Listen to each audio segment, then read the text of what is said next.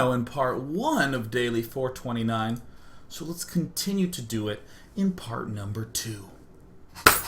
Excelente. Yeah. Let's just do it. Cool.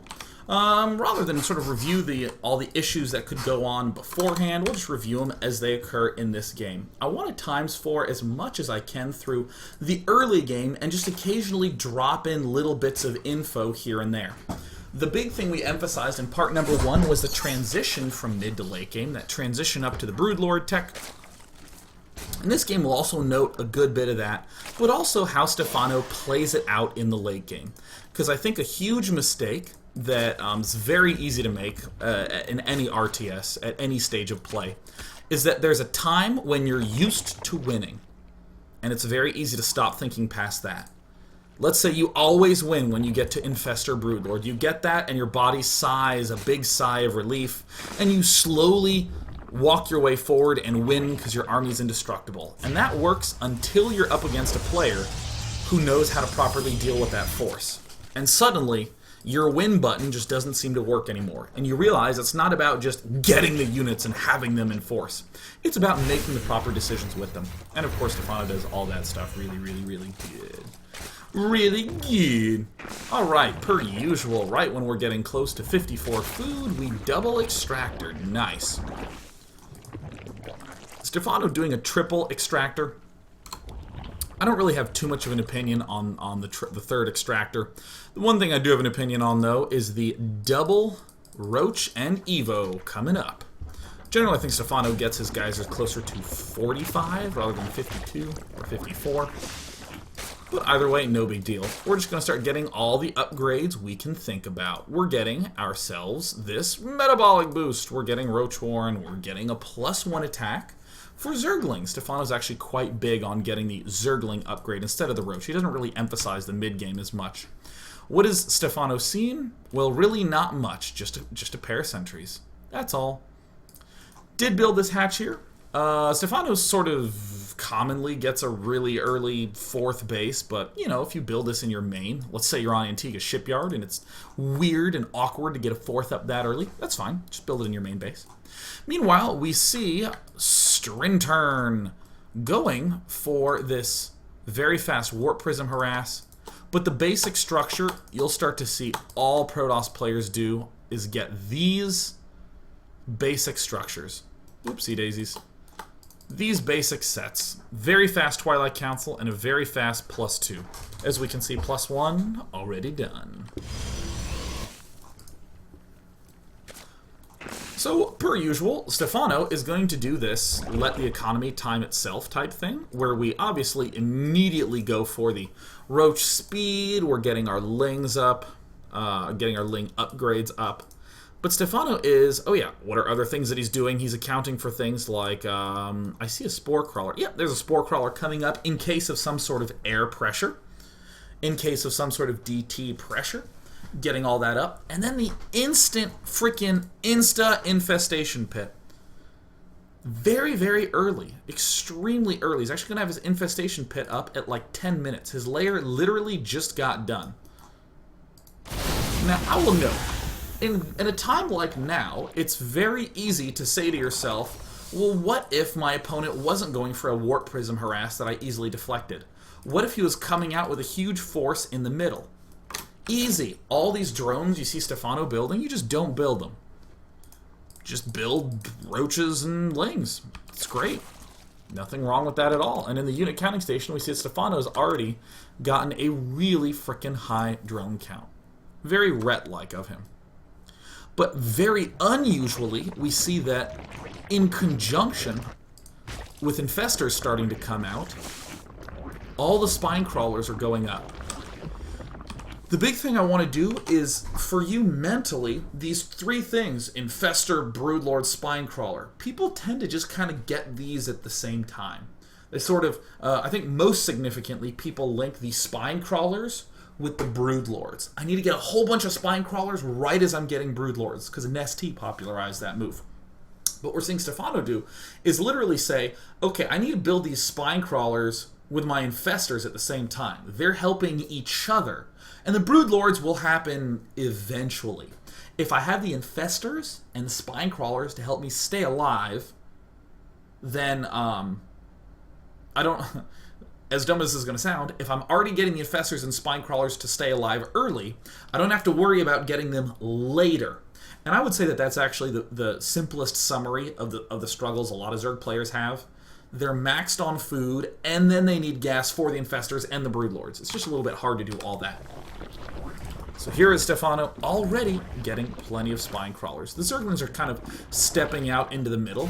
We actually don't have a hive even started yet. We're getting a whole bunch of infestors. Generally want 5 or 6 before you start going all out to some sort of tech. And still we see Stephano actually getting a pretty good number of drones up. He's getting 9 more drones. He's basically going drone, infestor, spine crawler. And to note, that's actually a simple distribution of minerals and gas. Infestors use up almost all my gas, drones, and defensive structures will use up all of my minerals. Quite clean, quite clear. And the whole point is that in this game, Stephano didn't see a huge push coming down the middle of the map early on. If he did, he would have built way more roaches. In the last game we saw 20, in this game we see 4. But he's just going spine drone. Just spines and drones. And around 13 minutes, he gets his hive, he gets his double spire, and he also gets a ton of spine crawlers. Just as a general maintenance note, you can actually have all your spine crawlers touching each other. With other structures like pylons, if you build 2 pylons touching each other, nothing can get between them. But with Zerg structures, things can get between. So we actually see that the drones can easily slip between there to mine minerals. This makes it really nice for placing defensive structures. Like this, you see this little area right here? Pretty easily slipping through. And now we see 1, 2, 3 hatcheries being constructed. How many drones are we at? Yeah, 84 drones again. When did these come up? When we started to build the spine crawlers and then built the infestors. That's when we were like, a sigh of relief as I can now drone up like crazy. So in this game, we're actually starting to see a little bit earlier of a push by Strinturn. He already has the blink, he has the particle disruptors up to level 2. And now I see this pushing that is coming up. What is the thing we discussed last game that could potentially be an issue? Well, yes, this Colossus pushing. How do we deal with it? With all these corruptors. Again, I want you to just acknowledge how beautiful and brilliant Stephano is by throwing the corruptors in here. This is so pretty. By getting the corruptors up now, not only is he defending the threat, but he's getting another critical piece to the broodlord mixture. We need to get the corruptors anyways to get broodlords. So we may as well structure our play to where when we need corruptors, that also happens to be right before we get broodlords. If you look at the old roach hydra mid-game that is becoming very, very increasingly outdated, I guess is the word I'd use. Ancient and archaic and weird and terrible and bad. You generally get the corruptors to deal with the Colossus in the mid-game, and that's nowhere even remotely close to the broodlords. Literally, you can autopilot derp and just build the corruptors because you're like, derp, I really want broodlords. Derp, I'm getting my greater spire up right now. Derp, derp. And incidentally, this will also deal with one of the most potent timings ever. We have the infestors to lock down the colossi. The corruptors rush up and kill that off. And in the unit tab, we still have 90 drones. Something that your average bear would describe as a gross excess of drones. No big deal. Look at our mineral count. It's actually quite low, despite having 90 frickin' drones. How do you have 93? 43 available larvae. Cool, cool, cool. And then we can just do the mass spine crawler build, and then upgrade and cancel. We can now do things like just run a bunch of Zerglings in. And this is a really easy way to free up food. It's not just that we're freeing up food and now we can build broodlords. It's that we're freeing up the food after we have all these pieces basically done. Because we already had this little mixture up for quite some time. Now what I want to do for the remainder of this game, before we hop into the second game for part number 2, and we'll be doing a final game in part number 3 as well, where things actually don't go so well for Stephano at the start of the game.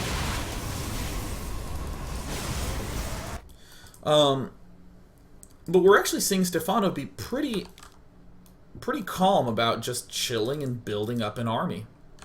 In the unit tab, we still do see 90 drones, 71 larvae. But an important play that Zergs make on this map is just locking down expansions. It's pretty important as you get really high up in like Master, Grandmaster, or even like, I don't know, what do you call the people above Grandmaster? Like is that Code B? Is that where Code B begins, is above Grandmaster? I don't know, when you're like a Code B and a higher player. It's important to just sort of know when it's cool to just let an opponent have an expansion. Most basic example, when a player early expands at 4 minutes. Just let him get that expansion up. You don't need to prevent that expansion from popping up, or else the game is done. You don't actually have to do that. You can sort of say, well, I'll expand twice, or something like that. Stephano, in this really luxurious position, has to be very smart with how he moves his broodlords. I would actually say trying to move the broodlords up to here is totally wrong. Is actually a mistake. Using the broodlords to control these sort of outlying expansions is actually really good decision-making for broodlords. Getting in a direct confrontation, really good decision-making for broodlords. Don't go all out trying to, you know, do things like take the broodlords and sneak them over here and move up. Your broodlords are actually the biggest key to your defense at this point in time. They're not just your doom unit or anything like that. Though this is totally freaking sweet. Stephano is actually just going to continue to make spine crawlers. He's still making drones. He still has like 95 drones. His money's still not actually that high. Still not actually as high as you might think. Speeding things up because his game might seem dry, but Stephano's just getting this expansion with a lot of spines, and is actually just controlling these two. Stephano's letting Protoss have as many other bases as he wants. It's a purely defensive style at this point. And this can change from map to map. On an Antigua shipyard, it's very difficult for Protoss to get 4th base up, so you can just go assault 4th bases and that sort of thing. And oh, alas, alack, a direct engagement. And suddenly we're seeing that, hey, this broodlord infestor mix is not this unstoppable force that so many players love to tag it as. And Stephano actually just needs to scramble quite hard to get this proper setup up and running and done. But the nice part about this particular situation is that if we had slightly better defense in the mid-game, which is obviously the one piece of the puzzle that was missing, this is actually a near-game... this is kind of a 4-base all-in, as crazy as that sounds. I mean, this base is almost mined out, and we have so many bases as Protoss. That it's at a time like this when you realize the importance of thinking in terms of expansions. Stephano had to, and by the way, you also kind of note that I just let that battle happen. I just sort of like blasted by, and Stephano built some roaches and corruptors and broodlords and sort of hit it at a good angle. That's not really the important focus for today's daily. Today's daily is the big high-level strategy, which is, of course, relies on this sort of expansion control. And Stephano first darts up here to make sure this expansion is covered. Lings are great for these little run-around-a-roos. These things are fine for this little run-around-a-roo. Obviously, our broodlords are not our huge, easy win button anymore because players are just smarter and know how to deal with those sort of things more easily. And suddenly, we have Protoss being forced to take this one ultra-vulnerable expansion. Easy peasy. How great is it when you have 100 drones? And he comes to attack you and kills off 4 bases. Oh, well, good thing I had 9 before the battle started. It's down to 5-baser. Let's go ahead and hop into another game against Protoss. This one's going to be on Antigua Shipyard. Let's see, how are we doing on time? Wonderful, wonderful. We have about 6, 7 more minutes. All right. I suppose if we have time in part number 3, I'll look at some shorter games of Stephano. And we'll sort of see how he deals with those. But it's the long-term, long transition and the juncture between mid and late game where your average Zerg bear will struggle so hard. So, we do see a Protoss, and Protoss, whomever he may be. We see Stephano, ooh, yeah, look at that, getting his gas geysers much earlier at 6 minutes, at 7 minutes, lair, Roach Warren, Evolution Chamber, getting speed, and you'll notice that given all the positioning, we see our Zerg player scouting in all possible directions to make sure there are no proxy pylons, and now he knows. How does he respond? By building as many roaches as he needs to. Not non-stop max giga roaches. Still, we see +1 attack. We see roach speed will pop up eventually. We see another Evo chamber. Remember that 4th hatch where I said, yeah, he tends to get his 4th hatches at 4th bases kind of early. That's stylistic. On Antigua Shipyard, we don't need to do that. Yeah. And again, Protoss is doing one of these, aha, I can get 3 bases up safely style of play. The style Zergs have been struggling with. Where's that ridiculously fast infestation pit? Found him. Got him, get him, good. Mass droning, there's the pathogen glands.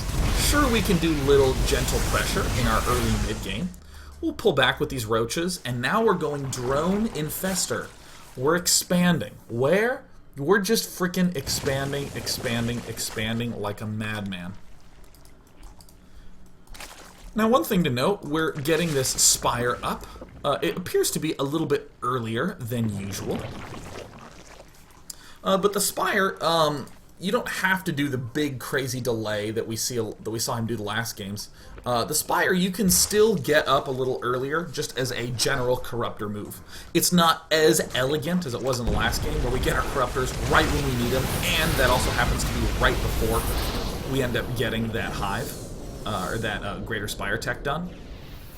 But, you know, it'll suffice. If we start seeing some crazy Colossus numbers, boom, we just pop out some corruptors. But wonderful. Back at 92 drones. Back at frickin' 90 frickin' 2 drones. So many drones. And we just sort of follow some usual rules of logic that we followed when we were playing not this style. If we see a whole bunch of units, we will just build our own basic units. With the number of infestors we have, we can start to slowly break forward. We're seeing the hive, we're seeing the second spire. There's a second spire somewhere here. Look, you can see it on the production tab. I don't need to prove it to you. A lot of spine crawlers, a ton of spine crawlers. And the one thing to note about this expansion is that if for some reason our Protoss player comes in, we've opened up this little pathway here. And, hell, we can always do something like a counterattack. Bases are not desperation moves.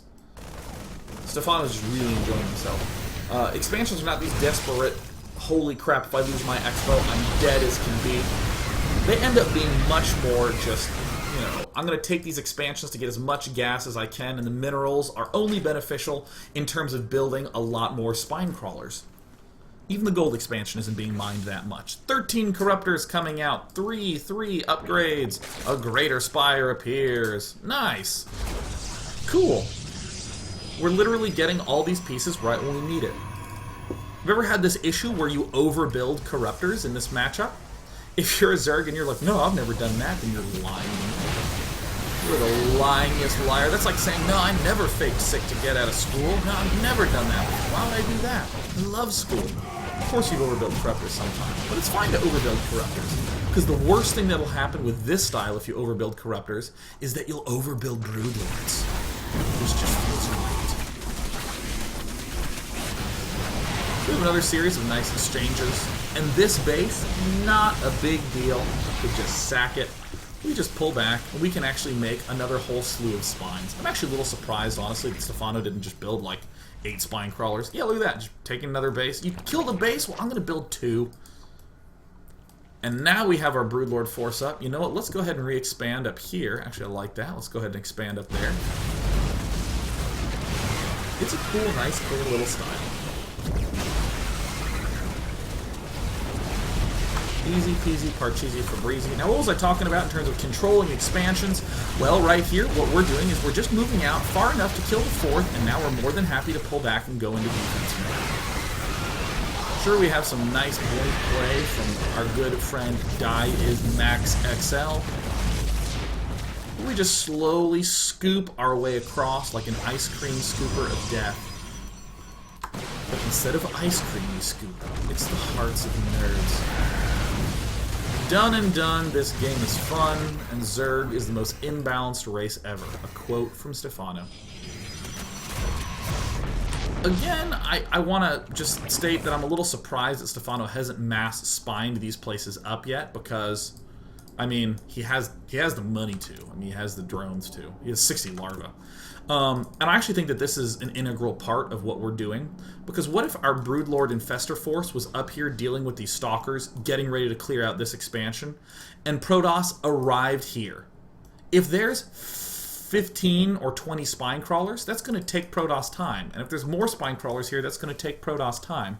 And in that while, we can pull back, take this base, take this top base, and we're in good shape. Expanding! Yeah!